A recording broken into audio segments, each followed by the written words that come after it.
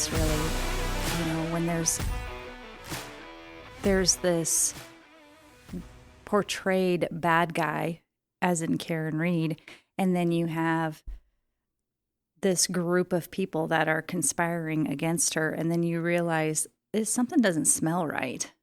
And then you're like, oh, wait a minute. She's really not the bad guy. They're the bad guys. It's just very interesting, and I was completely enthralled in it. So.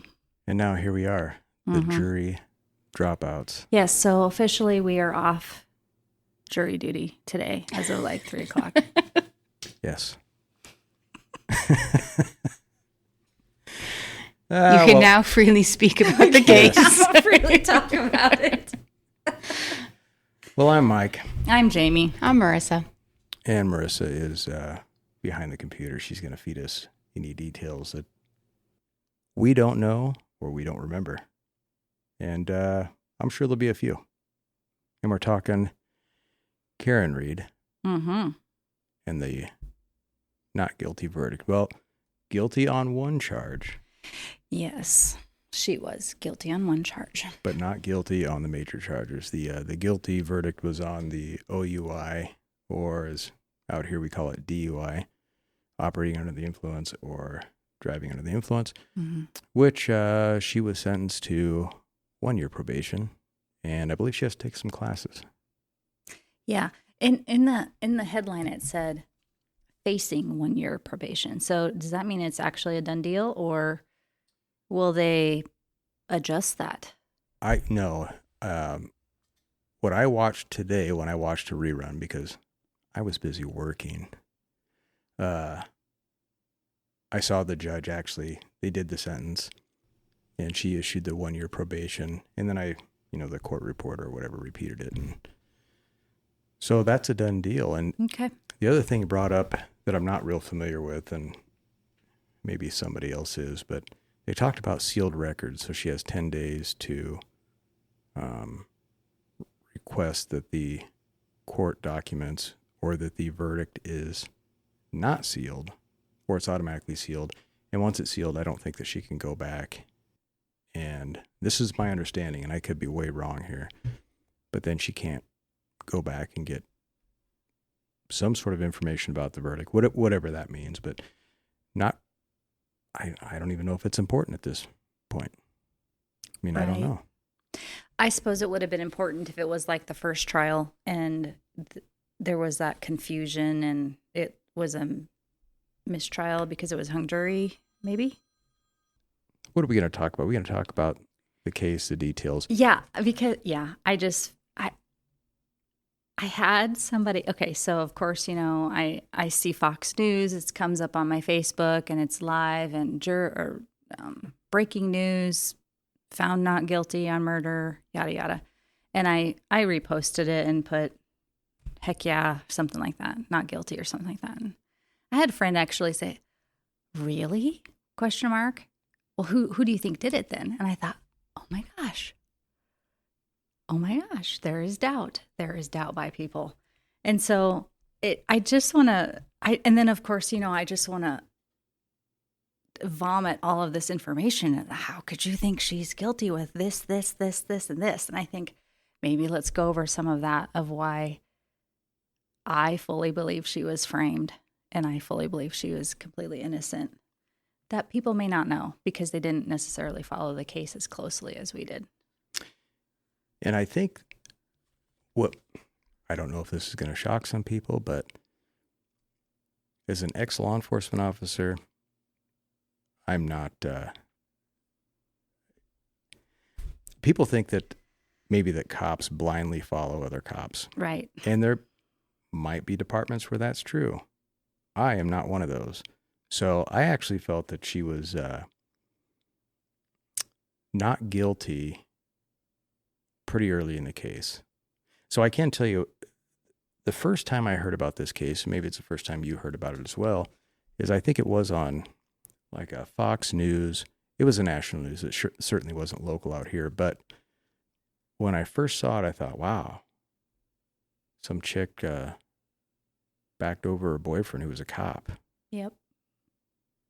And I initially thought, they're drunk, which I think was the initial reports. However, I didn't watch the first court case, but I did watch the second one.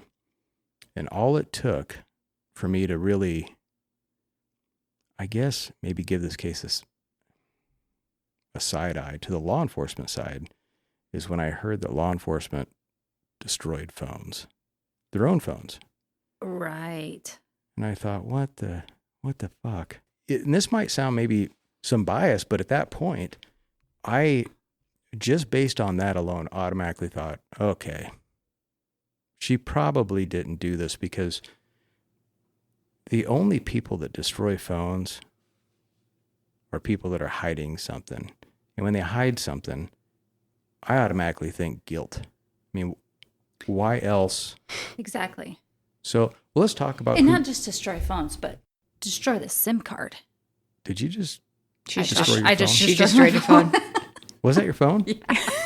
Oh, man. But you didn't murder somebody on the way here, did you? I don't think I hit anybody with my car. Who takes out the SIM card, breaks the SIM card? And I'm getting ahead of it. I'm getting ahead of myself here. But that's what they did. Took out the SIM card, broke the SIM card, and then just took the SIM card to off location. In fact, it was like an Air Force base or something, and threw the phone away, threw the SIM card in a separate place. Like, what? Yeah, who does that? Who does that? And I could be mistaken on this, but I'm pretty sure the excuse was they were due for a new phone, an upgrade. Now, I'm probably weird, but I have still in my house every phone I think I've ever had. I could. I don't know if I do, but I probably could.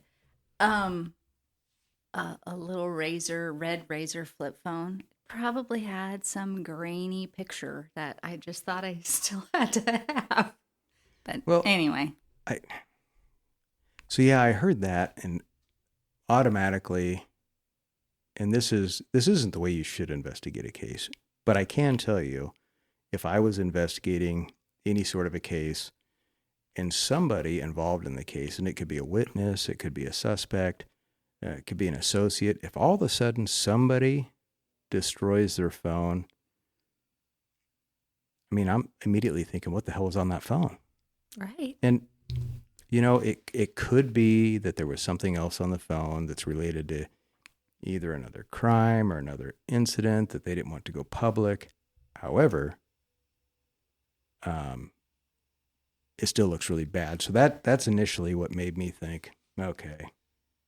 And I'm not tech savvy, but what all saves to the cloud? Well, I don't think that your text messages will save to a cloud. I think it's only pictures. Just pictures? Pictures, documents. And that's only if they're shared to the cloud, right? Sure. Well, yeah. I guess assuming, isn't the cloud only connected to iPhone, Apple? No. So Verizon has their own cloud. Samsung has their own cloud. Almost everything anymore, tech-wise, is coming out with a cloud. But and I suppose where the reason they do that, because your contacts are on the cloud, is so if your phone were to be lost or destroyed, that when you get your new phone, you can download your contacts, some of your old pictures, documents, anything you wanted to save to the new phone. However, I don't believe that text messages are saved. I don't know. So, at least I've never seen them. I've gone through my cloud and looked for old pictures like, oh man, I forgot I even had that. And then I'll re-download it to my phone. Maybe it was a picture that I either had deleted because I didn't think I needed, then I find it later on, just old stuff. But the only thing I've ever noticed were there's a document folder. There's a folder that has the pictures and videos, contacts. But I don't think I've ever seen like saved phone calls. I've never really seen saved text messages. But it didn't stop there, though. So what else did you notice? Or what's something that you listened to or watched on the case and you're like, oh gosh, what the fuck? Where do I start? Well, we got to start somewhere. So we've talked about the phones. That's at least, that was my initial kind of what the fuck's going on here. But I think another piece that raised an eyebrow was the dog. So okay, so we're talking about Karen Reed, but we're not talking about who was actually murdered, and that was John O'Keefe, which was her boyfriend, who was a Boston police officer. So, the other people involved in this situation were also Boston police officers, Canton police officers, and they were at their house that night, and the Alberts family had a German Shepherd dog. And mysteriously, the dog just disappears after that night. And this is after he's clearly got proven what was proven by the medical examiners is that, and by experts, is that he's got dog bites on his arm. And you just kind of have to wonder, why did they get rid of this dog? see, and that's actually the next piece that made me even more convinced that she didn't do it.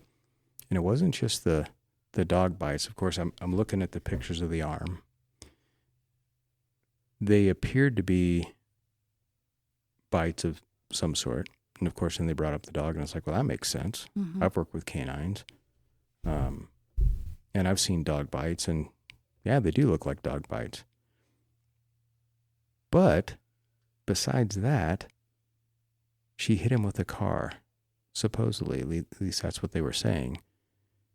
And what I didn't see was no broken bones, no reported bruising. So the injuries, at least from my experience, also were not consistent with being hit by a car.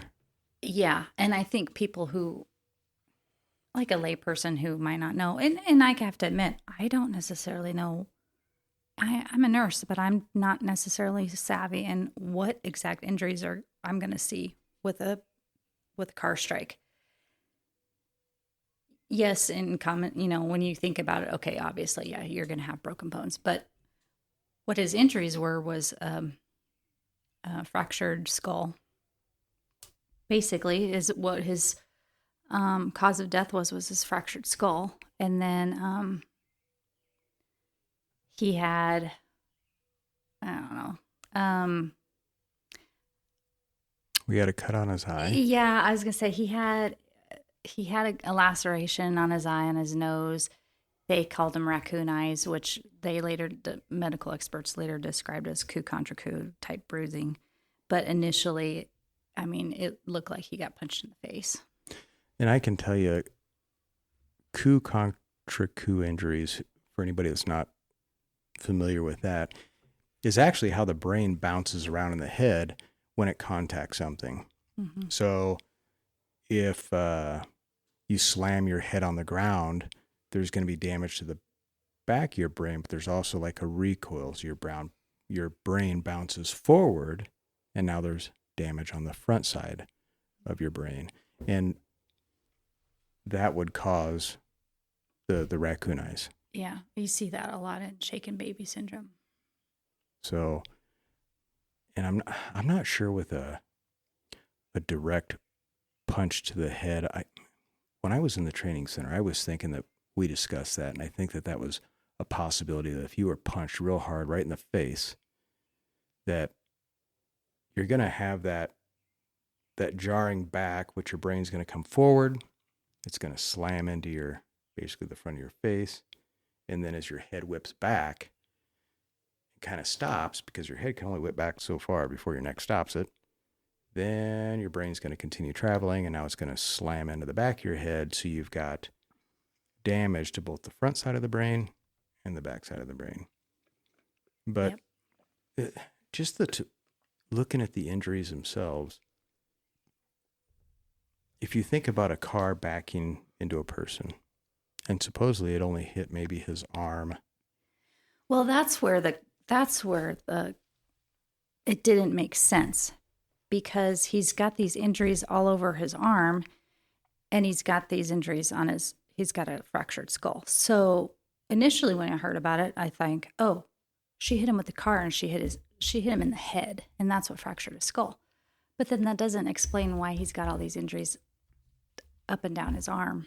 And I think that's where the prosecution, they completely tried to portray the story that she backed into his arm, and he got hit these wounds from the broken tail light, and it just completely made no sense.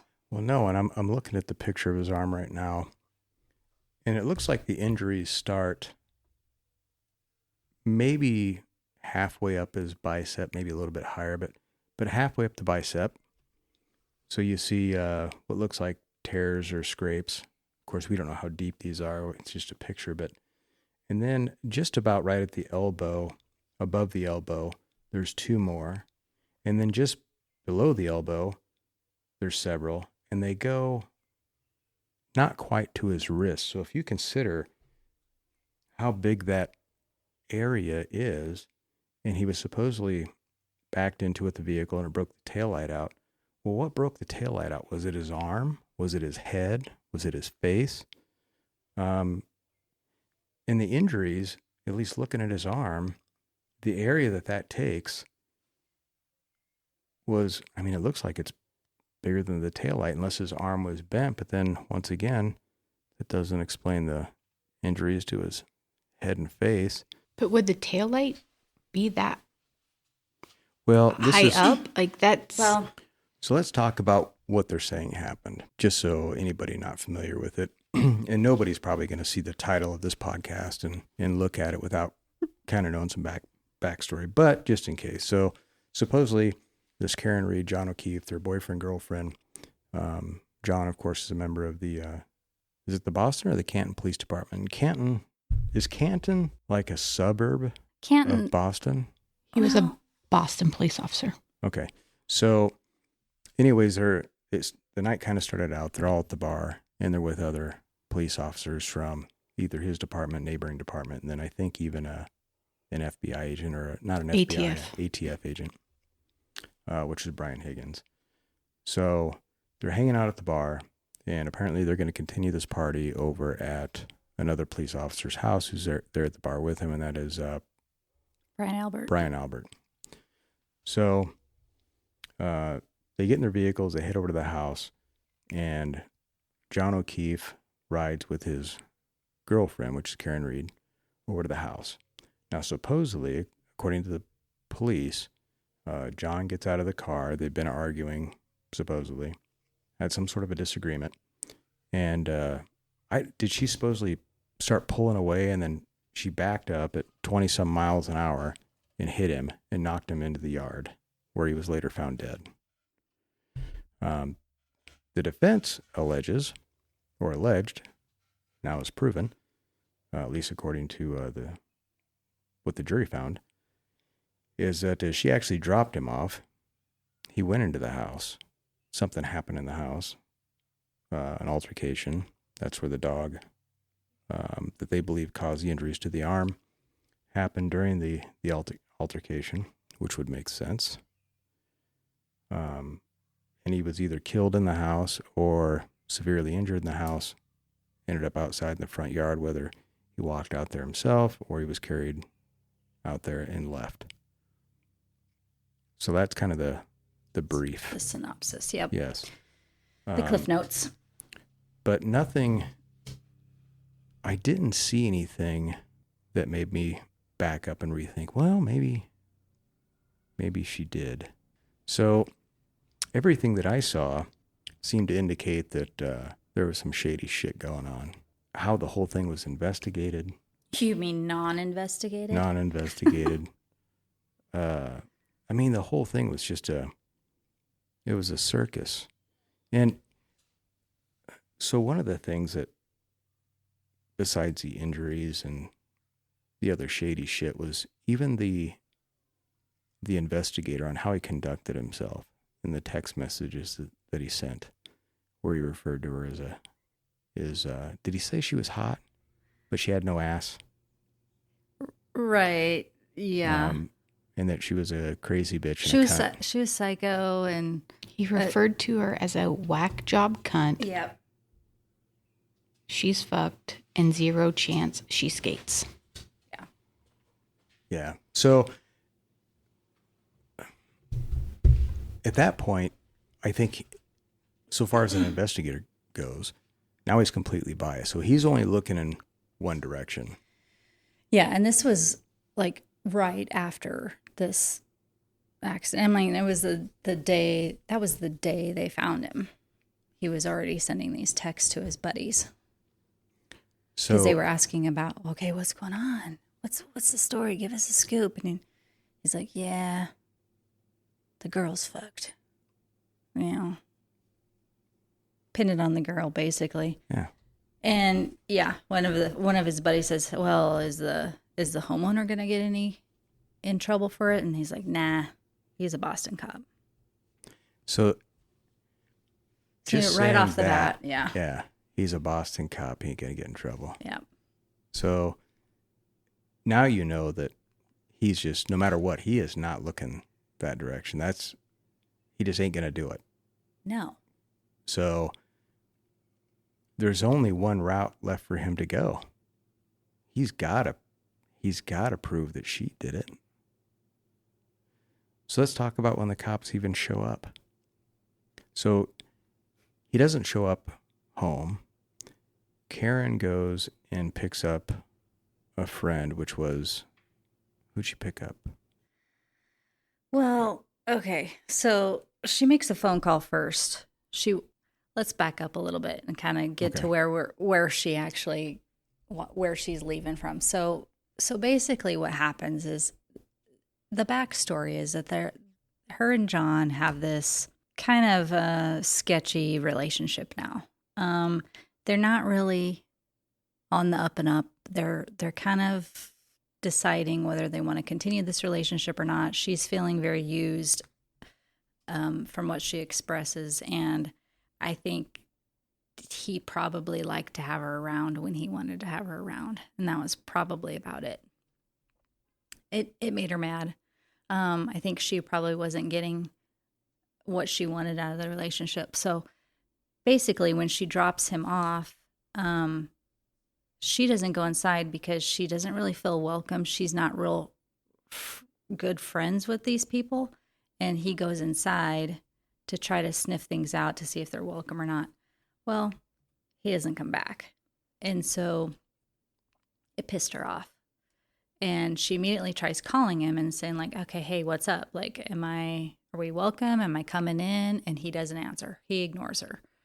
So right off the bat, it triggers her. Like, he's ignoring my phone calls. And probably the reason it triggers her is because that whole day they were texting back and forth and having this text argument. And he pretty much said, I can't talk right now. Leave me alone. This was earlier in the afternoon.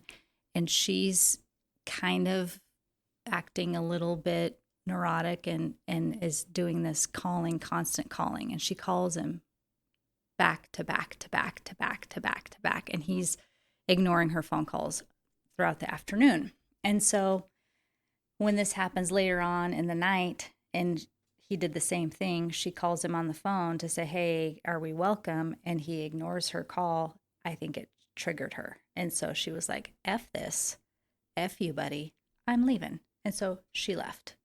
She left and she goes back to his house. As she's leaving and going back to his house, she is leaving the most scathing voice messages on his phone, calling him names and saying, you're a pervert and I can't believe you're doing this to me. You're such an asshole. I hate you. I'm just going off on him. And so I think that's where the police said, oh, well, that's why they're fighting and she hates him and that's why she killed him. That was, that was the motive right there. In actuality, I'm like, nah, that sounds like a woman who's just completely pissed off and blowing up his phone and wants him to answer and just basically voicing how pissed off she is. Like, I didn't find that. I found that to be a little bit normal within the relationship. I don't know. What's your thoughts on that? Did you hear the voice messages? I didn't. Oh, they're normal. was gonna say I've had phone calls like that before, not from Marissa, but from previous relationships, definitely. You know, if you don't have a relationship where there's good communication, that's what you're gonna get. You're gonna get this toxicity, and she was triggered, and so then she called him like 50 times, I think, and was leaving all these scathing messages on his phone. Anyway, so Had she been drinking as well? Oh yeah, Okay. yeah, they were all drinking. So And that's another factor. throw in alcohol. That's another factor. You know, you get a little crazy. You know, you get a little psychotic when you're a woman who thinks they're being used and, you know, not paid attention to. So she goes home. She goes back to his house, whatever. She falls asleep. She wakes up around 5 o'clock and notices he's not home. And regardless of how mad they are, he typically comes home. And this is not normal for him because he has custody of his niece and nephew. And so she had left him a voicemail and said, I'm leaving. Like, your niece and nephew are going to be here by themselves. I'm leaving. I'm not staying here. I'm not being your babysitter. And she just said, okay, it's not normal for him to leave the kids and not come home. And so that's when she wakes up her niece and says, I need the phone number for Jim McCabe, because that is who was one of the people that were at the party and that was at the bar with them that night. And so she calls Jen McCabe and says, John didn't come home, yada, yada. So I don't know if Jen said, come over to my house or I'm coming to get you, one of the two. And then after she gets off the phone with Jen, she calls another friend of his named Carrie and says the same thing. And so then the three of them end up together in one of their vehicles. And then that's when they go back to the house and find John. So they find John in the front yard. And I think he's deceased at that time, I believe, isn't he? Or did they pronounced him dead probably at the hospital, but he's dead in the front yard of the house that they went to that night. Mm-hmm. So ultimately the EMS shows up, law enforcement shows up. What I find odd is you have a dead cop in the front yard of a cop's house. So, do you think that a law enforcement officer would go knock on the door and say, what the fuck is going on in your front yard? Yeah. You would think they would. You would think. But they don't. No. Nope. So, they're trying to process what's left of the scene. Now, I think by this time, John O'Keefe is loaded up. He's gone. So they're looking at the blood in the snow, and they're looking for evidence. Naturally, the first thing you do is you find a leaf blower, so you can blow the snow around to find the evidence. Now, I'm not going to say that was a terrible idea. Now, the only problem I have with using a leaf blower to blow around the snow to find the evidence is I can tell you, I've worked a case where things had to be sifted through on the ground. And this is no shit. They were on their hands and knees with these little brushes, and they were in Tyvek suits, and they were literally brushing the ground away inch by inch. If you use a fucking leaf blower, if you've got evidence that's light, you just blew it halfway across the fucking town. Well, okay. So my logic brain kicks in and I'm thinking, okay, they're find these drops of reddish brown liquid. If they're thinking he got hit by a car, he's got this gaping head wound and his cracked skull. Yeah, there's going to be freaking blood, don't you think? Yeah. I guess my point is, why are you collecting snow in a Solo cup from the neighbor's house? Why are you collecting that blood? Well, so I'm not so sure at that point, maybe they even knew, or thought that maybe there was even a car accident. I can't remember when the supposed car accident came into play. However, I can tell you, and you already brought it up, you also don't collect evidence in fucking Solo cups and trash bags. I mean, I will give you that some evidence bag are paper sacks. But the difference is on that sack is spots where you can put the date, the time, maybe the collection number if it's piece of evidence number 1. There's going to be the location of where it's picked up. It's typically photographed before it's picked up. I mean, there's a whole process. I've never used a fucking Solo cup. I've never used a cup at all. It's just... I've used bags. It's like, is this real life? Do they really think that was a great idea? I don't get it. So the department I worked for was in a small county with a small county seat, and it was a department of 4 or 5. We had evidence bags in the trunk of every goddamn car. So why are these police officers showing up in cruisers with no evidence collection bags or devices and I think one of the guys that showed up was like a sergeant or a captain. I think it was at the very least a sergeant. Yeah. Why does that guy not have anything? And how many fucking cop cars were there? And nobody had an evidence collection bag. And let's say these are all just the traffic cops. So all they have is a ticket book, and their pens. How goddamn far away is the police department where they can't say, hey, so-and-so, you want to run back to the police department? Maybe grab some evidence bags. But no, we go across the street to the neighbor's house. And who's the neighbor? I think it's another cop. It's like another cop. Matter of fact, I think it's a supervisor.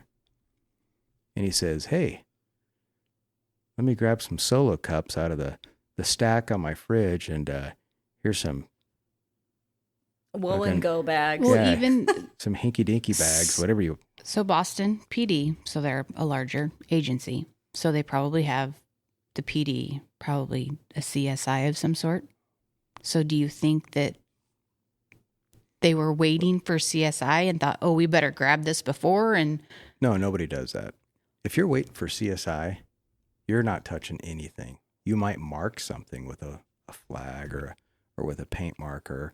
Of course, this is snow, so you're probably not using paint or a flag. But I can tell you, you tape it off, you make sure no one goes in or out, and you wait. And you knock on the fucking door to see if anybody's home and say, hey, did you know there's a dead guy in your front yard? Know anything about that? Yeah, their hear excuses anything? is it's snowing, there's a blizzard. Well, there's not even 2 feet of snow on the ground at that point. Even if there was 2 feet of snow, I'm knocking on doors. Sure. And I think they did knock on doors. Or you're going back to the department and getting some evidence bags. Yeah. So that whole thing is stupid. Now, at this point, they don't find any broken taillight. They haven't found no broken taillight yet. Which makes zero sense, because if you're using a leaf blower, you think it would be everywhere. I don't think we have to explain to anybody that snow is white and taillights are red. Yeah. So they found droplets of blood. But they found clear fucking glass. Yeah, just makes zero sense. We found a clear glass that he was supposedly holding, but we found no taillight. But they found the taillight the next day. Okay, and here's another thing that makes zero sense. They're claiming that this taillight, he's 7 feet off of the road into the yard. That's where they find the taillights, the taillight pieces. You think that taillight is going to fly with him? No, it's going to drop on the ground where he was supposedly hit. Yeah. Makes zero sense how that taillight ends up 7 feet in the yard. But his shoe stayed on the ground. Now, I will say that a shoe leaving a foot in a traffic accident, especially with a pedestrian car, that's not unusual. But I will also tell you that every law enforcement there also knew that's not unusual. Right. So it wouldn't. Especially when they brought up the phrase getting knocked out of your shoes. Yeah, They're the ones that brought up that phrase. and I think they found the shoe that night. Yeah, I don't remember. So I will tell you that if I'm working a pedestrian accident and a car smashes into somebody, typically when a car hits somebody, they're going forward. In this case, supposedly it's backwards.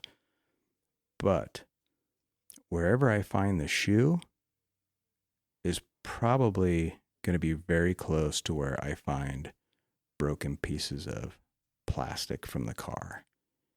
It's not all going to fly. As a matter of fact, none of it's probably going to fly into the yard. And anybody that's ever gone in reverse, so here's another issue I had. At 20 some miles an hour, like 10 miles an hour is fast. 20 miles an hour in the snow. There's no way. And you smoke somebody. And the only thing you leave at the point of collision is the shoe. All the car parts go in the yard. And no broken bones. So that's why I feel like, gosh, people who really think that she could be guilty just have no clue about any of the evidence. They're not using their common sense. No, so what else did they at the scene? Was there anything else at the scene itself besides they didn't go into the house? Now, I think that eventually, maybe later the next day, they went and they talked to people in the house, but they didn't go like at that time in the morning. And when I said that the taillight was found the next day, I think it was actually later that same day. 5 p.m. Yeah. He was found at 6 a.m. and they supposedly found the first taillight piece at 5 p.m. Hours later. Like that should have been sticking out. And then they're probably going to say, well, it was covered up by snow. Well, you're out there with a leaf blower. And at that point, like I said, there was only about 2 feet of snow, or 2 inches, I mean. I did not mean feet. Inches. 2 inches of snow.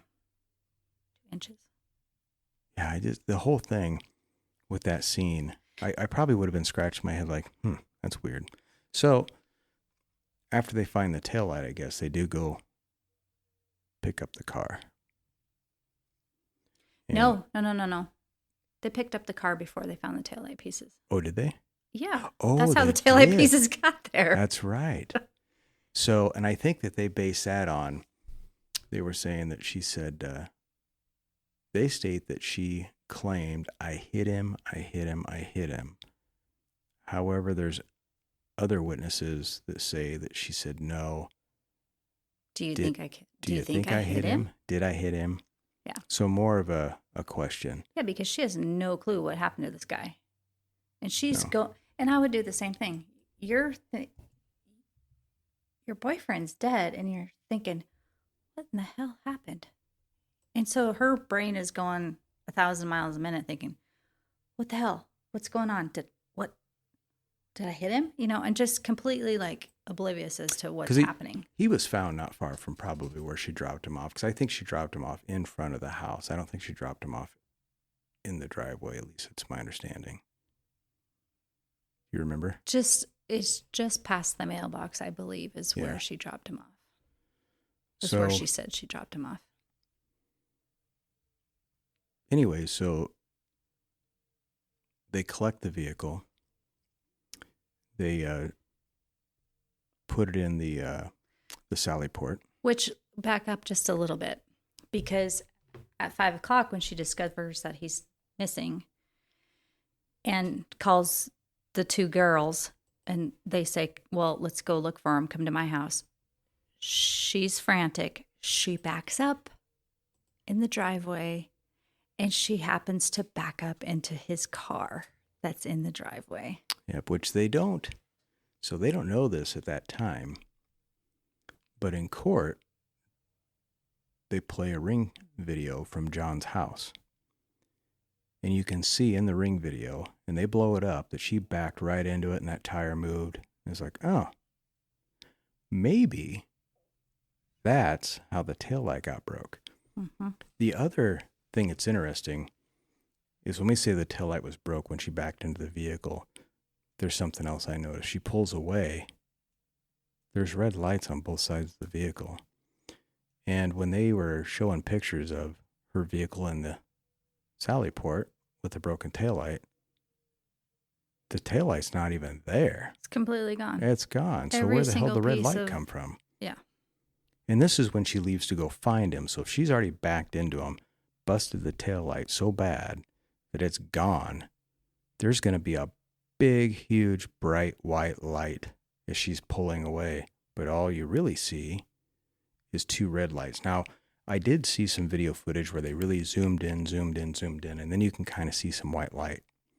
But I do know that if that taillight was gone to the extent that they showed in that Sally port, you wouldn't have had to zoom in.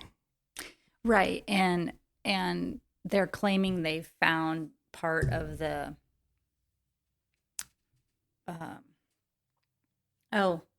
the piece that actually lights up, that makes it lights up. Oh shoot. I know what you're talking about. God, I'm having a brain fart. But Well, it's an internal component in the taillight that actually causes the red light to like spread out. right. Like not a refractor, right? And it's not, something it's like like a that, but- fuse, but it's not a fuse, but whatever it's called. I don't know. I can't name it right now. But if that was gone, which they claim they found it on the lawn, the light, it wouldn't even shine. It would be dark. They would have no luminescence whatsoever. It would be black. Yeah, And so that seems weird. Yeah, and then the hero of that whole portion of what they're claiming is the Dighton police officer. Because what happened is after this all happened and they went to the hospital, she ends up driving her car to her parents' house that live in Dighton, which is a town away.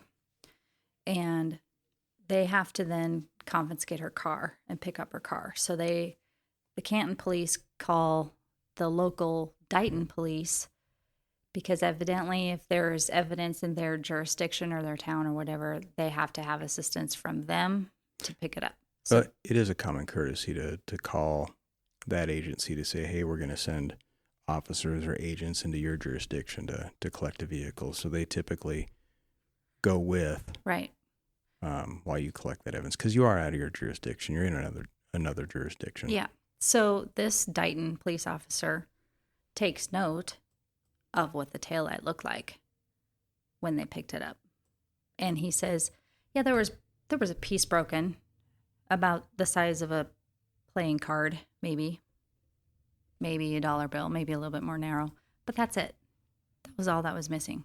One little piece, kind of off to the side. Yeah. So he was kind of the hero and proving like, no, that light was not completely busted out. And when you say that, the size of a playing card or a dollar bill, that would be consistent with the Ring video when they blew it up, and then you can kind of see some white light. So, okay, so there's a little portion missing. But that little portion probably got busted out when she backed into John's vehicle that was parked in the driveway. Mm-hmm. Right. So, anyways, what happens next? Okay, so after this whole interview, so basically the lead investigator, we didn't mention him at all. His name is Michael Proctor, who has to be about the worst investigator on the planet.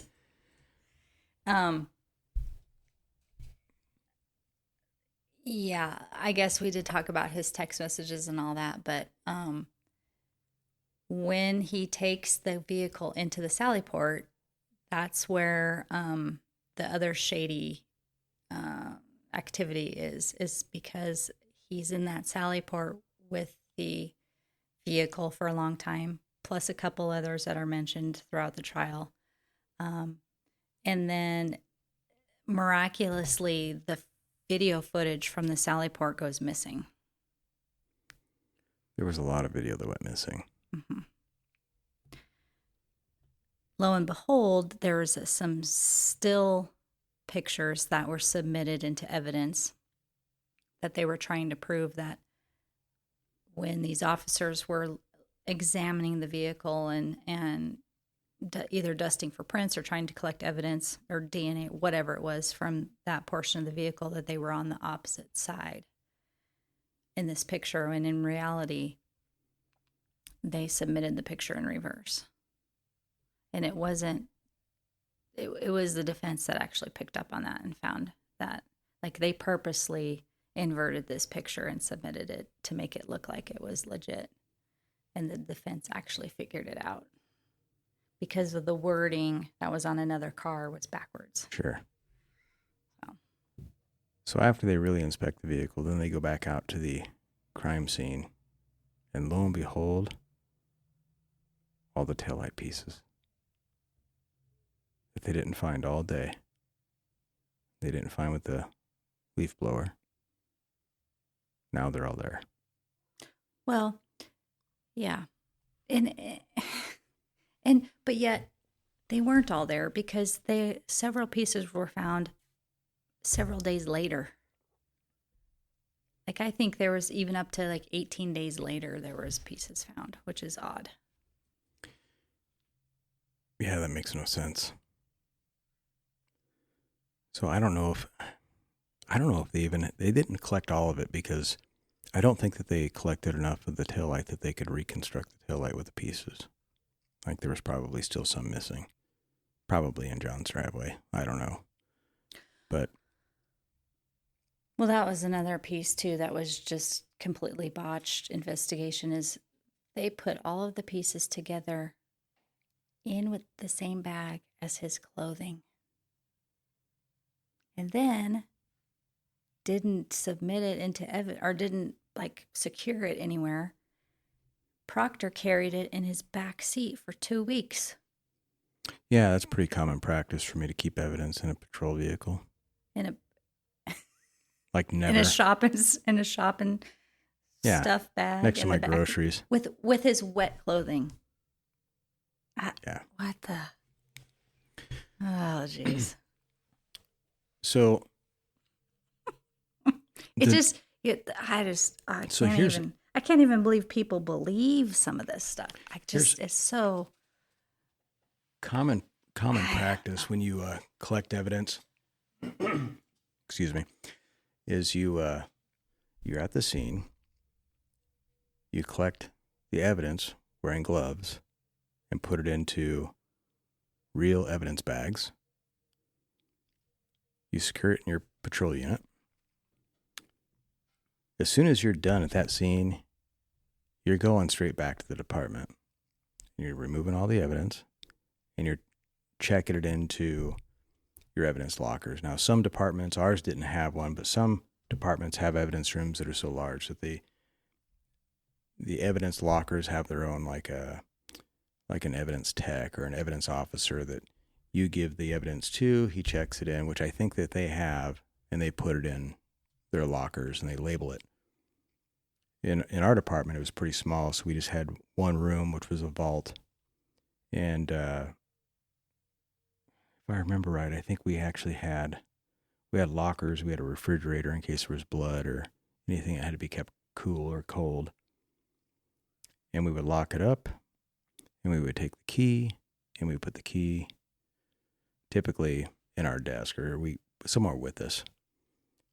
But we never left evidence like in the car. We didn't leave it on the desk. We didn't just like take it into the house and have it sitting with us while we ate breakfast, or everything they did from the beginning to the end. Like anybody that even watches a cop show, ones that I bitch about all the time and point out every little thing they're doing wrong,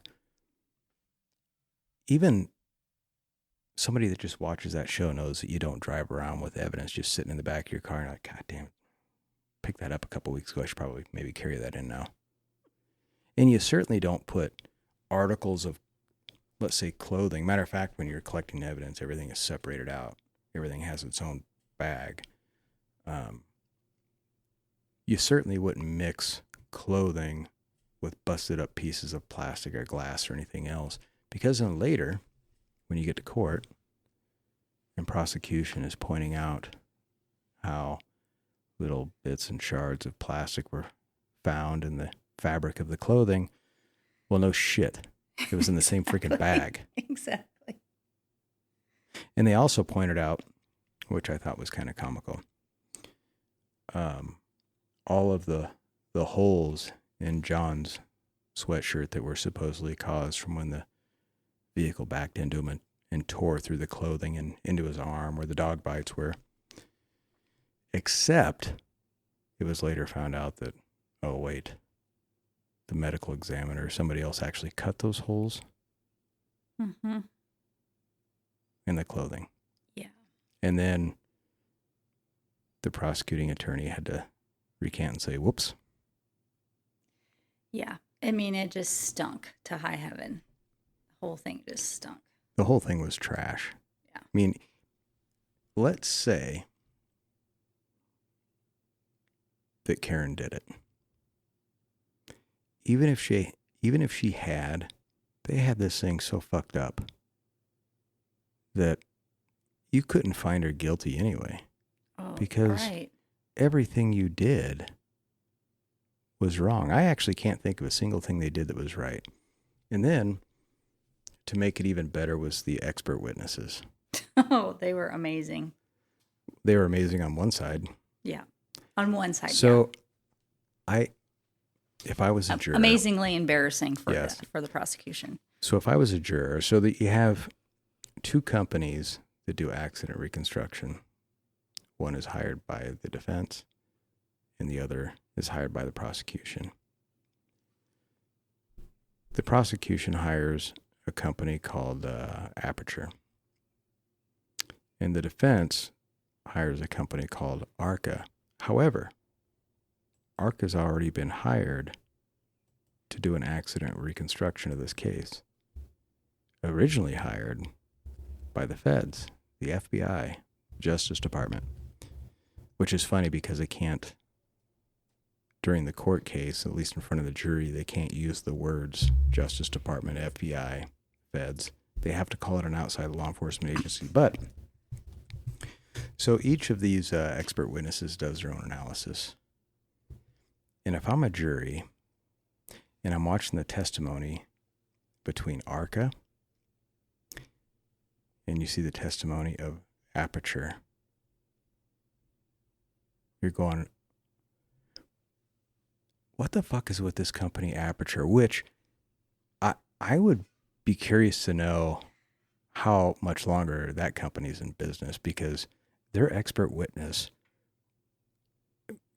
at least from what I observed, was the dumbest fucker I've ever seen. Well, you know why they're going to be in business is because people like the prosecution is going to hire them and pay them whatever amount of money they want to lie for them and come up with these obscure. I wouldn't anymore, because you Lord. You have one side, so you have one company that does testing where they actually will take a dummy, and they made a big deal about it hanging from a forklift. Well, you have to hold it up somehow. And they would do collision tests, and they would measure like impact. They would measure the impact and look at the damage to the vehicle. And then you have the prosecution's expert witness who paints his fucking arm blue and has somebody back into him at 2 miles an hour.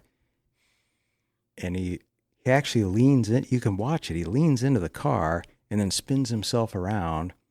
And then you're looking at the paint transfer between his arm and the taillight, and they're trying to show, well, you can see based on the paint transfer from his arm that it would be consistent with the injuries. Well, the taillight didn't fucking bite him. So, and the whole thing, when you watch the video, you're watching it like, what the fuck? Did they just find this guy on the street and say, hey, I need you to do an experiment? And this guy is like, fucking hey, man, I've watched Nickelodeon. It's almost like it's satire. During the trial, I was definitely. like, is this for real? Yeah, this has got to be a joke. This is satire, right? They could put that shit on Saturday Night Live and they wouldn't even have to hire an actor. They would just say, fuck it, let's just play the shit from the trial. Oh, Lord. And mind you, the prosecution paid them $450,000? Yeah. $450,000. Yeah. So if there's anybody from, wow. And Arca got paid 50. Yeah, 50,000. And there was a huge, I mean, just the difference in those two, and that of all the expert witnesses that I watched, those were the two that there was such a contrasting difference between the techniques that they used to try and recreate the accident.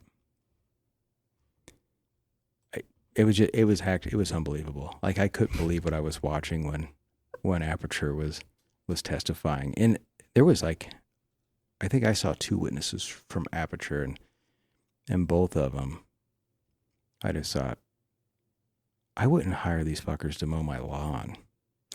Well, and the first guy that did the data part of it, where he was trying to extract the data from the supposed black box or whatever it was from her vehicle to, that's where they were getting all of the acceleration and the trigger points and yada yada. That guy was totally uncredible because he lied about his degree. He lied about where he went to school. The guy's he lied about his degree, and you're thinking, this guy is claiming he's got a bachelor's degree from a university, and the guy didn't even freaking graduate. No, but he's been working on it for 17 years. You know, I'm thinking, oh, come on. So he's lying on his resumes about what he actually, and that irks me, because as a person with a college degree, with a bachelor's degree, somebody proclaims that they are something they're not, pisses me off. Well, it's like it'd be no different than like the stolen valor cases where people claim to be ex-military. Exactly. Or people that claim to be ex-law enforcement officers, and then you find out they're just full of shit. It's like the guy that says, I was in the military, then you find out that he talked to a recruiter once, and he almost made it to basic training, but he twisted his ankle, and now he's medically disqualified. Yeah. Well, we hear it a lot in nursing, too. It's like, oh, I'm a nurse. Really? You are? Oh, well, I took care of my aunt when she was sick in her home. I'm a CNA. Yeah. I mean, it's just like, oh, come on. Same difference. You know, it does kind of get under your skin a little bit. It's like what was the class we used to have in Howard County, the Law Enforcement Explorers.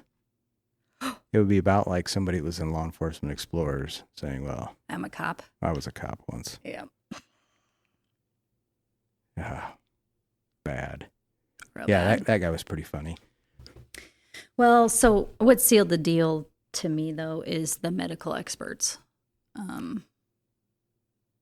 The two physicians, the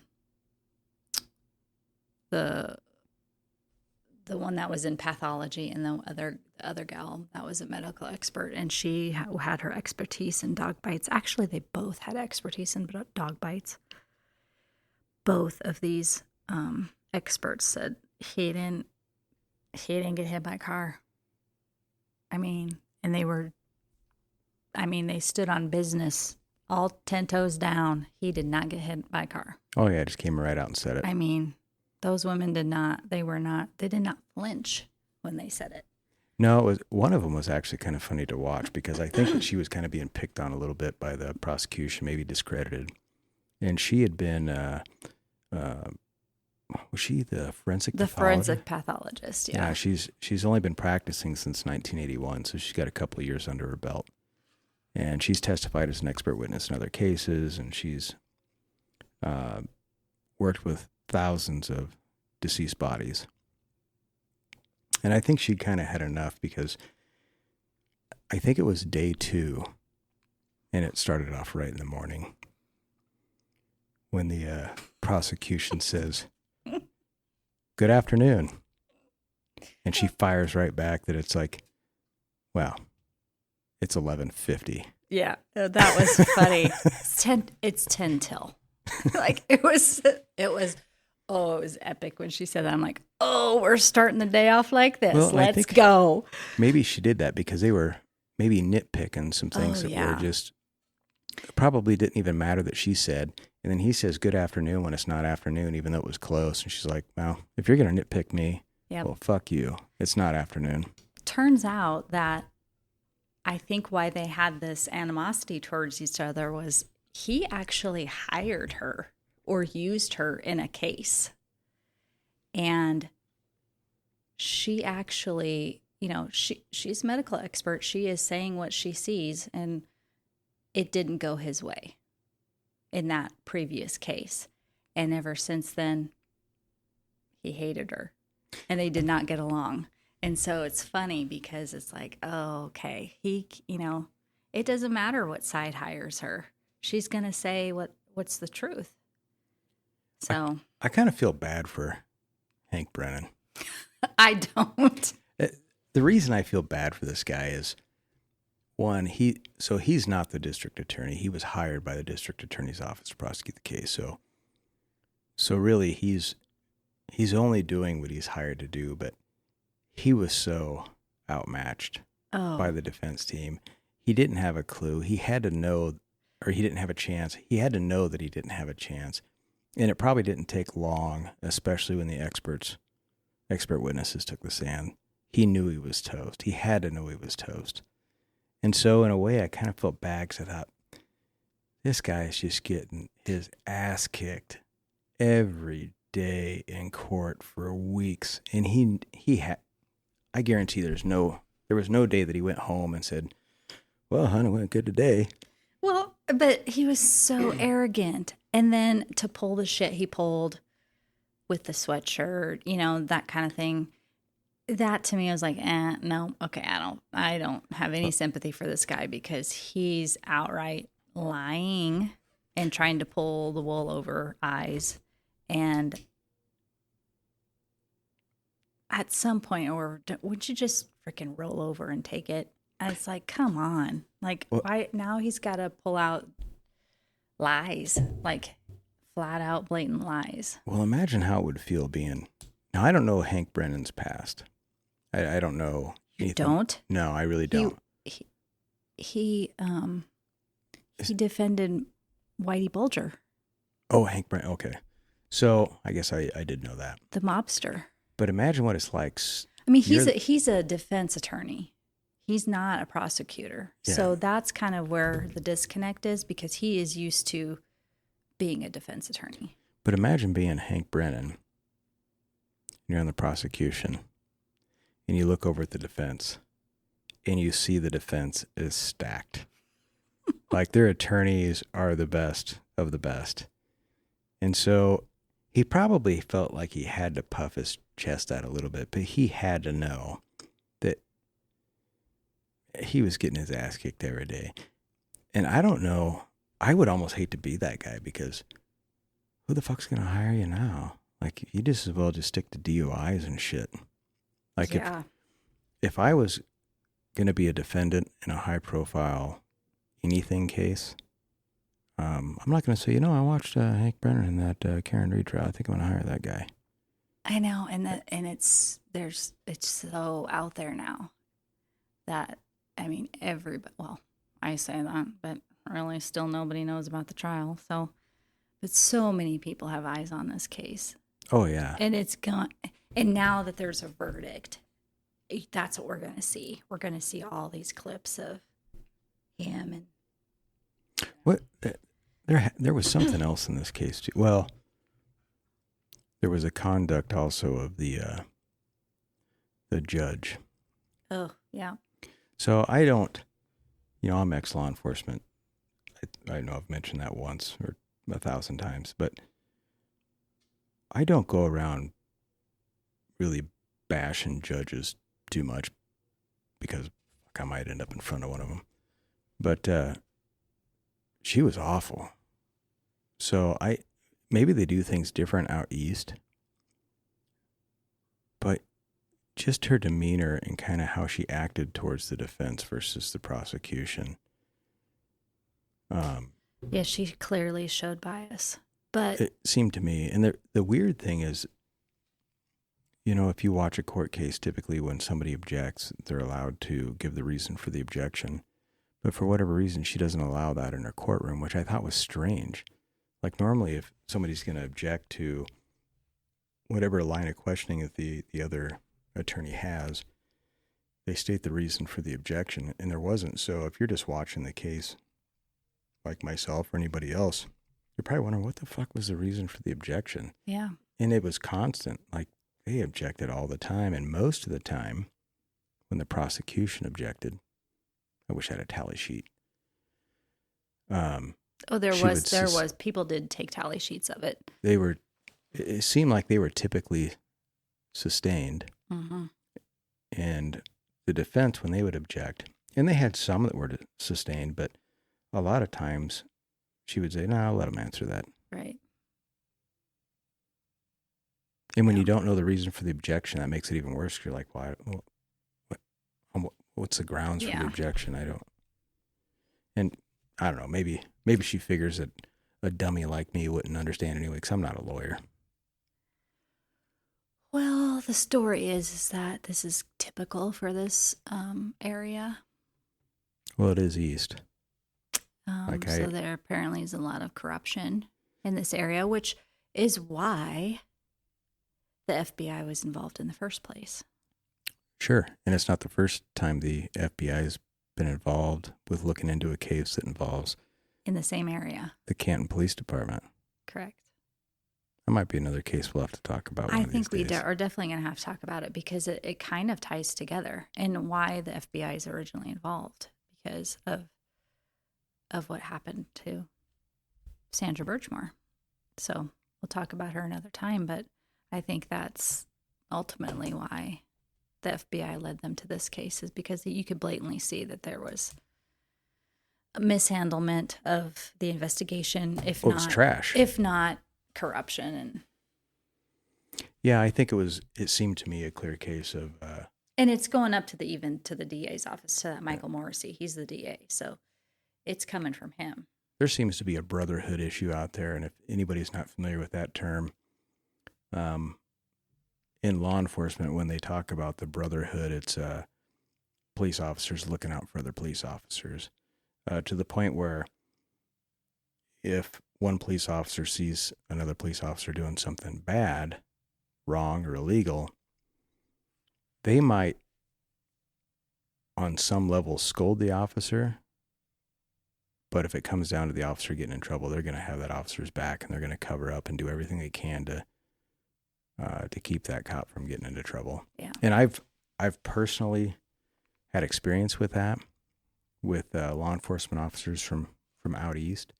I've been scolded by law enforcement officers from out east when I talked about even citing another cop. They couldn't believe it. Like, you would do that this is what they said. You would do that to a brother in law enforcement? It's like, well, he's breaking the fucking law. Why wouldn't I? I'd do it to anybody else. He should know better. He should know better more than anybody else. Well, and I think that's where the society looked at this case and immediately assumed she was guilty because these are cops. He was a cop.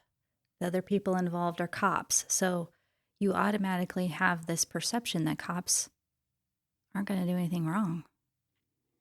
Why would they lie? But it also reinforced the people that already looked at law enforcement in a bad light and think, all cops are corrupt. Well, this case didn't help that cause at all. Right. So you do have good cops out there that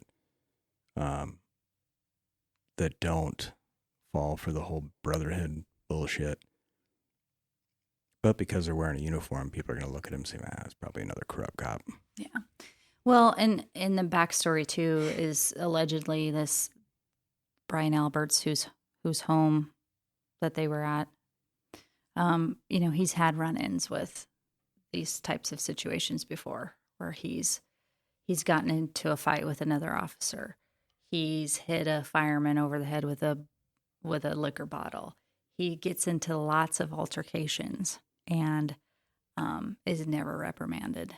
You know, Yeah, their weird. bad behavior is, and also there's a big family within law enforcement. They have a lot of extended family, in-laws. They kind of run the town, so to speak. Well, I think They run some businesses. Aren't they related to the governor? I don't know. That I don't know. I think I heard. What was his name? The Alberts? Yeah, Albert. that they had family members in politics, and maybe I'm wrong, but I was thinking that it went all the way up to the governor's office. Brian Albert. Marissa's doing some research. So, okay, so we never really talked about what we think happened to John. Yeah, we can talk about that, and of course, all that's going to be Alleged, but it'd be fitting. Mm-hmm.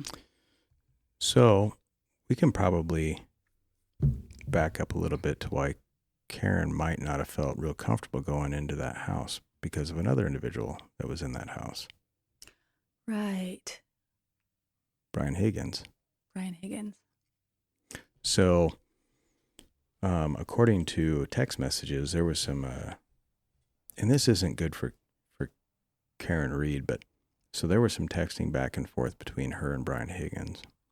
And I guess I would say they were flirtatious, even though that some of them that testified said they didn't believe so. But a lot of back and forth about, they seemed to me, it sounded like hookup type texting. Like, Yeah. Well, okay. I'm going to explain this as a woman. She's feeling used by her boyfriend. She's not feeling supported. She's not getting what she needs out of the relationship. She's not respected. She's not really, she's not getting out what she wanted. She's feeling used. They're already in these discussions. Well, do we keep the relationship going? Do we not? He's already supposedly cheated on her. So she's dealing with that. And I just really think that he probably just takes advantage of her, so to speak. Not necessarily friends with benefits, but, some type of situation like that where he likes her to be around when he wants her to be around, when it's convenient for him. And otherwise, then he's probably like, not doing too much for her. So she's sick of it and she's fishing. She's fishing around and she gets a hold of Brian Higgins is in this friend group. And so she's like, oh, and he's giving her some attention. Okay, Brian, what's up with you? So she's fishing. She gets his number from another friend.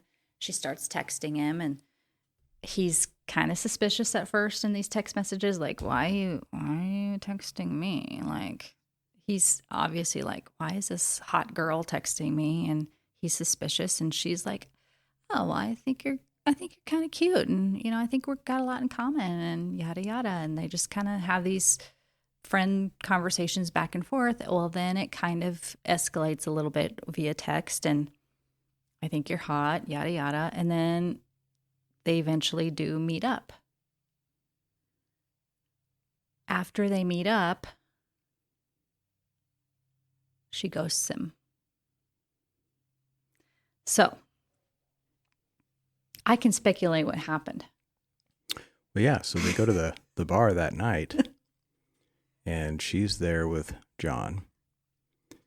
And while she's there with John, she gets a text from Brian Higgins. And it just says, well. Yeah. Yeah. Well. So they've been texting back and forth. And I think initially, as they're texting back and forth, this is going on for, I don't know how long, several weeks or whatever, this texting back and forth. And in one case, he comes to the door of her house, I think, of John's house. He comes to the door to maybe pick something up or something. I don't know. And she leans in and just gives him a peck, just kind of gives him a peck goodbye, and just kind of this little friendly, flirtatious thing. And I think he kind of got caught off guard and was like, oh, man, she kind of does dig me. And so then the flirtatious texting continues. And then, like I said, they finally end up meeting up. And he's like, hey, you want to come to my place later on? And she's like, okay. They meet up. And then, like I said, after that meetup, she ghosts him. Well, I fully think that they slept together. And she was like, kind of instantly regretting that decision. Sure. And so then she doesn't reach out to him ever again. And I think it completely bruised his ego. You know, here initially he's questioning, why would this good-looking girl be interested in me? And then she's kind of reciprocating and she's given into him, and then they end up hooking up. And I think like his ego was completely blown. He was embarrassed, and it kind of pissed him off. Well, I think he's pissed off. I think he's pissed off because... so I think that's the freaking motive behind the whole scene that happened at the bar that night is, you know, you add alcohol to it. She actually comes into the bar and completely ignores him. Oh, yeah. And now he's pissed because... And not only ignores him, but she's with her boyfriend. Yeah. And they're showing affection to each other. Oh, Lord. He was pissed off. So, and that's that scene in the video, because you can see him kind of motion over in John's direction, and another person at the bar with him actually grabs a hold of him, almost like he's holding him back. Mm-hmm. But he continues to motion and then does a motion like, you know, let's go outside. Yeah. So, and for me, this is a little bit weird because do they know when they're getting ready to go to Brian's house that he's going to be there too? I mean, they do. I think so, yeah. Because now he sends John O'Keefe a text. Yeah, and says, you coming here? You coming here. Yeah. So now we're going to get into what we think happened. And we're not the only ones that think this. So this is all and speculation. But we have to add another piece to the Cliff Notes, though. Okay.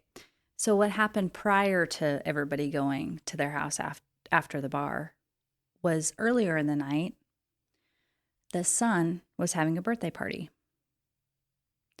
And so the son had a bunch of his friends over. And one of those also included his cousin, Colin Albert. So mind you, all of these younger kids, and I'm talking like early 20s, except for Colin, I think he's either senior in high school or he's in college. I don't know, whatever. I don't know. He's early 20s probably. Let's just say that. But they're all at the house partying and having this birthday party before everybody gets there. So we have to kind of add them to the mix too, because there is speculation that Colin is there. And why Colin is important is because Colin is allegedly the town drug dealer. That I wasn't aware of. And John O'Keefe has found out this information, and he's been investigating. And he's been on Colin's tail about the drug dealing. And supposedly, allegedly, there are transactions going on in the D&E Pizza, which is the brothers' pizza place. And so that's kind of where this all lies. And, you know, John is one of the good cops. He's been investigating this, and he's on Colin Albert's tail with these drug deals. So there's a lot of underlying stuff going on in the house before John gets there. So we speculate that they leave the bar. Obviously, just looking at the video, there's some tension, if nothing else, between Higgins, who's pissed off because John is with his, girl. Mm-hmm. So he's pissed off about that. I mean, that seems obvious in the video. Then, of course, maybe what you brought up as well. So they go to this party, and John gets dropped off. He's going to go inside and see if it's okay if they come in. And so he gets out of the vehicle, goes into the house. And then Karen, who's still out in the vehicle waiting to hear, all of a sudden doesn't hear. And she's texting him, what's going on? Where you at? Are we welcome?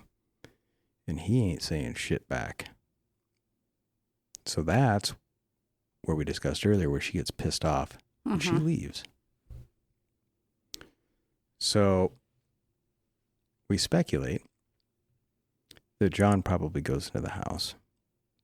Now you have a house full of drunk people and one, maybe two, that have a problem with John.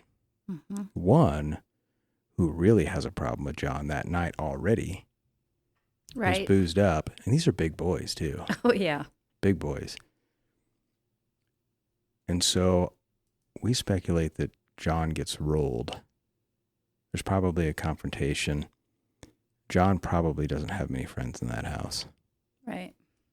And they start whipping his ass. Now, where the dog comes in, and I would know this, and I think anybody that's familiar with dogs at all, if you have a German Shepherd, and this particular German Shepherd isn't known to be good with people. Yeah, and is not police trained. Like that's the one Not thing that they police brought up trained. is he was not. It's not a trained this dog. is just the family pet. German Shepherd doesn't really like strangers anyway, or doesn't like people, but they're pretty loyal to their owners. So anybody familiar with dogs knows if you have a dog that's pretty aggressive towards people that it really doesn't know, and there's an altercation between its owner or a handler and another person, the dogs jump in. Mm-hmm. Yeah, because they're protecting their owner. Yeah, they're protecting their owner. So we think that John was probably getting his ass kicked or in some sort of a fight with whoever within that house. And the dog gets in, of course, grabs his arm, bites him. That's where the bite marks come from. And whether or not he gets killed in the house or outside, of course, we don't know. But there's some changes in the house other than the dog being, coming up missing. Dog, they get rid of the dog, immediately. They rehome the dog. They rehome the dog. Supposedly, even though we don't know where the dog is. But they also make some renovations to the house, and they ultimately sell the house. Because don't they tear out the carpet in the basement all of a sudden? The basement comes into play. Yeah, which supposedly they had just redone that flooring. And then they decided to do it again. Probably a flood of some type, maybe a flood of John's blood and fluid. DNA. And this is coming from, a lot of this is hearsay stuff, but you follow the rumors and the stuff online. But, it's coming from information from the actual carpet layer who actually laid the carpet and things like that. But the other rumor is that Colin, who I mentioned before, ends up, they all kind of tell on themselves in one way or another. So apparently he's out the next weekend or a few days later and he's bragging about it. He's also got an injured right hand, bloody knuckles, which in the first trial, his excuse for having these bloody swollen knuckles is he slipped on the ice and he landed on his knuckles. And that's how his knuckles got bloody. The other thing is Brian Albert had a black eye and he had his arm in a sling. And makes you wonder if that's maybe a reason he didn't come out that morning to see anybody to help John, is because he looked like he got his ass kicked. He was also in an altercation. The other thing that was really interesting is you see footage of, and this was on the actual documentary, the Body in the Snow documentary. His procession, his funeral procession, with hundreds of police officers attending his funeral. But guess which cop didn't attend? Was it Mr. Brian Alberts. That's weird. Did not attend his funeral. Why? I suppose because he had a black fucking eye. And it's all of that stuff is just like, come on. Let's put the pieces together here and use some common sense. And then you also have the forensic pathologist that talks about the injuries to John. Probably more consistent with a fight than getting hit by a car. Right. She couldn't say that it was from a fight, but it would definitely be more consistent with injuries you would get from a fight, like your cut on your eye. Yeah.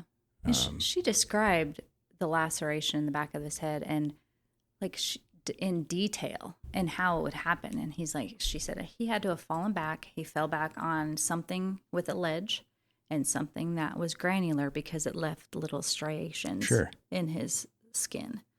I mean, she described it to a T. So it's like, okay, well, he got clocked and he fell back on a step, or he fell back on a fireplace, or whatever. I don't know, but he fell back. I mean, was it intentional? Probably not. It probably was not an intentional murder. I don't think they. I think it was accidental, but meant to kill him. But the simple fact is, they did. They did it in another cop's house. They did it in a house that really the way I look at it, these guys are almost like mob. Yeah, I was going to say the same thing. They act like the mafia. So, yeah. Yeah. That's what we think. Yeah. Well, and not to mention, the text message that was rolling around that came from somebody that says, hey, yeah, and this is how the actual defense got this information, is because Karen hired a private investigator, or somebody on her side hired a private investigator. The private investigator actually found out the information, heard the information of what actually happened in the house. That private investigator took it to the defense and said, just so you know, you need to look into this person, and this person, because they're claiming that they got into a fight. He fell back, hit his head. He went unconscious. He was laying there unconscious for a while. Then a few hours later, he starts convulsing. And they waited till about 3 or 4 in the morning, and they dumped him outside in the yard. That's what they're admitting to. That's what the private investigator found out, just from what was being said around town. And even if, so let's say that happened in the house and they called law enforcement and said, hey, it was an accident. The fact that there was an altercation and he died as a result of the altercation would be a manslaughter charge. And at the least. And all of their careers would have been over. Mm-hmm. All of them. So that would be motive enough right there to say, oh, shit. Yeah, we gotta find a solution quick. Yeah. Throw them out in the yard. At that time, they probably didn't even have a plan other than, I don't know why this guy. Actually, yes, I feel like they did. You think they did? Yeah. Because we go back to the snowplow driver, who was also a very excellent witness for the defense, who says, hey, I plowed at 2 o'clock in the morning and there was no body. He made a couple passes. There was no body in the yard. He was very aware. And then the contracted snowplow driver, this other company that the town contracts with, actually ended up hearing I don't know, what do you call it? Something go over the scanner that said, it was about 4 in the morning. Heard this go over the scanner, over the Department of Roads scanner, and said, hey, there's been a report of a pedestrian getting hit by a plow. So you think maybe originally they were going to blame a plow driver? Yep. Until Karen did the whole. There's a retired officer by the name of, I think his name is Peter Murphy, and he talks about this. because he was a Canton police officer, retired. And he himself says that he talked to the contracted snowplow company, and they heard that go over about 4 a.m. and said, hey, there's been a report of a pedestrian hit by a plow, and then nothing was heard of it. And when one of the workers from that contracted company asked about it, the head of the Department of Roads said, don't ever mention that again. If you mention that again, you're fired. That wouldn't surprise me, because when you look at or you watch the case and all of the individuals involved, whether it's the local law enforcement, your federal agents that work with the local law enforcement in that area, some of the politicians, the corruption appears to be pretty deep and pretty widespread. So it's hard telling. We'll never know how bad it is. When the FBI is out there investigating the same department more than once, I mean, there's a problem. And I don't know how. I guess I don't know how. I don't think the FBI's done. The FBI came back and arrested a Stoughton police officer for the murder of Sandra Birchmore. And that just recently happened a few months ago. So I don't think it's over with the FBI. I think they're still investigating this one. Yeah, because that was an investigation done by the Canton Police Department where they ruled that it was suicide, and it turns out that another police officer killed her. Yeah. Yep. We will see. What do you think the civil lawsuit's going to bring? Oh, there's civil lawsuit? Do they have a leg to stand on? They found her not guilty. I just don't. Against his family filed one against Karen. But the judge said it couldn't be moved forward until the criminal case was resolved. Well, you can, because a civil. How are they going to prove? I don't know how they're going to prove it. Well, see, the burden of proof is different between a civil case and a criminal case. So there's a criminal case where you have proof beyond a reasonable doubt. When you get to a civil case, I believe it's called a preponderance of the evidence. So it's the difference between, you've got to be pretty fucking sure that that person did it. Like, is there any other thing that could have happened that would give you a reason, something that's reasonable that could give you doubt? It has to be reasonable, which could be anything. So in order to be found guilty, there can be there is no other reasonable doubt. I can't think of any other way this would have happened other than this way, and that they're guilty. So a preponderance of the evidence would be more likely than not. So you would basically be like having 3 scenarios and looking at all of them and saying, well, what would be the most likely? Like, any of these could have happened, but what just seems to be the most likely? And if that seems to the jury or whoever, the judge, that, it could be more likely than something else. Because if you look at O.J. Simpson, right, found not guilty, successfully sued by the families, because the burden of proof is much less in a civil case. Which begs the question is, where is this going to take place? Who's going to be the judge? Is she going to have the same defense team? I doubt it. I don't think they'll have the same judge. I don't even know if it'll be in the same courtroom. Oh, praise the Lord. But what are they gonna get out of her? I mean, you're squeezing blood from a turnip.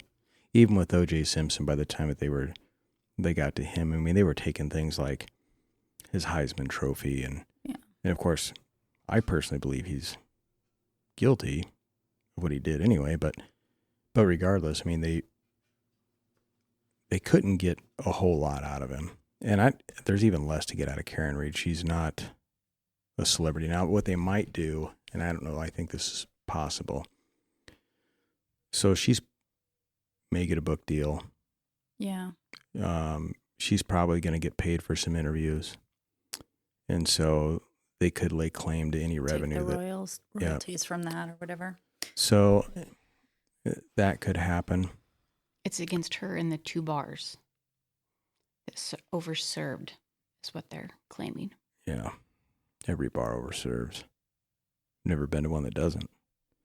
Which, yeah, okay, so she's found guilty of driving under the influence, but then can she come back in the civil case and say, hey, you took that test, you took my blood at 6:00 in the morning? I don't know that she's going to have any civil case. And if I was her, and what I would guess she's going to do is she's going to try and move on.